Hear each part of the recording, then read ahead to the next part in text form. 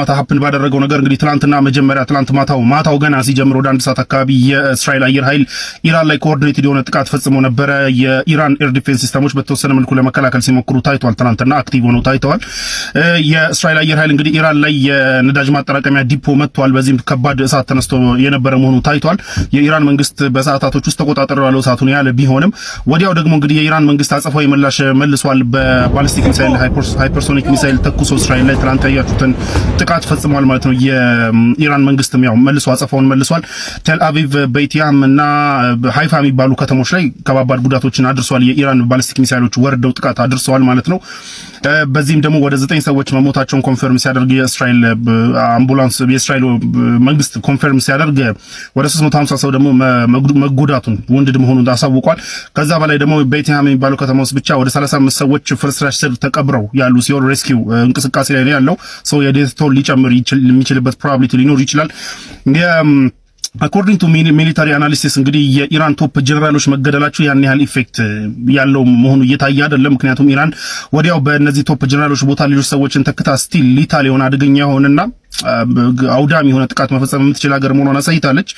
በሌላ በኩል እንግዲህ የኢራን ባሊስቲክ ሚሳይል የኢራን ሚሳይል ፕሮግራም ራሱ ምን ያህል ኬፓብል እንደሆነ እየታየበት ያለበት ሁኔታ አለ። ምክንያቱም የአሜሪካን ታድ የኤር ዲፌንስ ሲስተም፣ የእንግሊዝን የኤር ዲፌንስ ሲስተም፣ የፍራንስ እነዚህ ሁሉ እንግዲህ የኢራን ሮኬቶች ለማምከን እየተሳተፉ ያሉ ሀገራቶች ናቸውና ይህንን የነዚህን 3 ሀያላን ሀገራት ካለፈ በኋላ ደግሞ የጆርዳንን የአየር መቃወሚያ በማለፍ እንደገና ደግሞ የእስራኤልን አይረን ዶም በማለፍ ይህንን ሁሉ የአየር መቃወሚያዎች በማለፍ ነው እስራኤል ጥቃት እያደረሰ ያለው።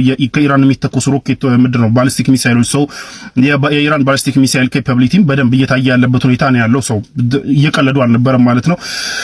በሌላ በኩል ደግሞ የሚራቭ የሚባለው የእስራኤል በሂብሩ ቋንቋ የሚታተም ጋዜጣ እንግዲህ ባስነበበው መሰረት ምንድነው የሚለው መሰላችሁ? እስራኤላውያን የሳይኮሎጂካል እርዳታ የሚጠይቁ እስራኤላውያን ብዛት በ350% መጨመሩ ስፓይክ ማድረጉን እየዘገበ ነው ያለው።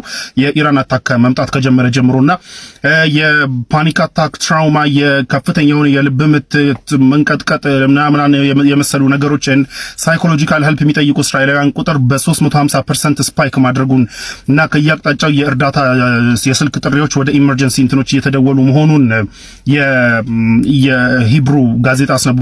ሚራቭ የሚባል የሂብሩ ጋዜጣ አስነብቧል ማለት ነው።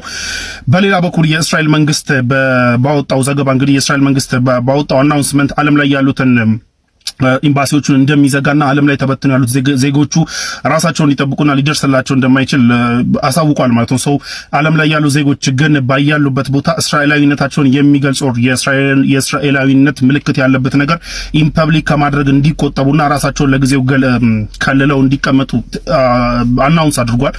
ያው እኔ ለራሴ መድረስ አልችልም፣ ሰው ለእናንተ ልደርስላችሁ አልችልም፣ ጌታ ይድረስላችሁ ብሏል ማለት ነው ለዜጎቹ። የእስራኤል መንግስት ለዜጎቹ ይህንን ይበል እንጂ እዚህ ጋር ድል እስራኤል እያሉ ለሚያሽቃብጡለት ፋኖቹ ምንም ያስተላለፈው መልእክት የለም። አፓረንትሊ እስራኤል ዶንት ኬር አባውት ዩ ጋይስ።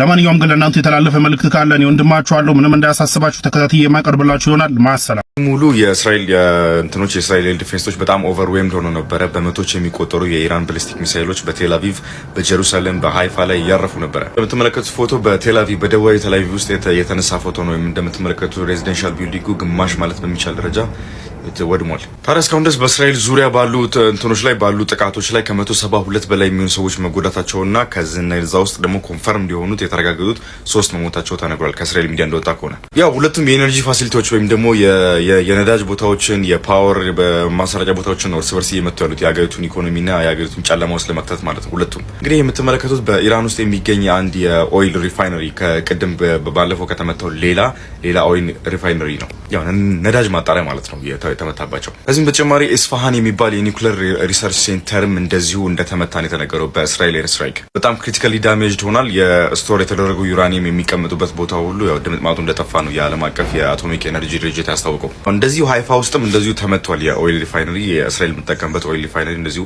ሃይፋ ውስጥ ተመቷል።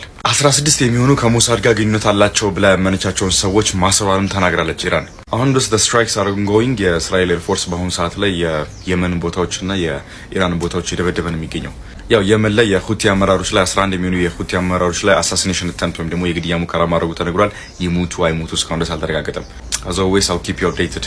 follow እጅግ በጣም ውጥረቱ አይሏል። መካከለኛው ምስራቅ በተለይም ደግሞ ፓኪስታን ከኢራን ጎን መሆኗን ከገለጸች በኋላ ነገሮች እየተወሳሰቡ መሆኑን እየሰማን እንገኛለን። አሜሪካ ለእስራኤል ተደርባ ኢራን ላይ ጥቃት የምትፈጽም ከሆነ የኒውክሌር አረሮችን የታጠቀችው ፓኪስታን በእስራኤል ላይ እርምጃ እንደምትወስድ ገልጻለች። በዚህም ታዲያ አሜሪካ በዚህ ጦርነት ውስጥ ከገባች እኔም ኒውክሌሬን ይዤ እስራኤል ላይ እዘምታለሁ የሚል መግለጫዋን በውጭ ጉዳይ ሚኒስትሯ በኩል ፓኪስታን ገልጻለች። እስካሁን ድረስ ባለው በዚህ ፍጥጫ ታዲያ ከኢራን ጎን የቆሙ ሀገራት ይፋ ሆነዋል። ሐማስ አንደኛው ሲሆን የመን ኢንጀነራል በመንግስቷ በኩል ድጋፏን ለኢራን ሰጥታለች። ፓኪስታን ደግሞ ኒውክሌርን እጠቀማለሁ ስትል አስፈራርታለች። ከዚህ ባለፈም ቻይና እንደዚሁም ደግሞ ሩሲያ በገደምዳሜ ከኢራን ጎን መሆናቸውን እየገለጹ ይገኛሉ። ነገሮች ተባብሰዋል። ምን ይፈጠራል? አብረን የምናየው ይሆናል።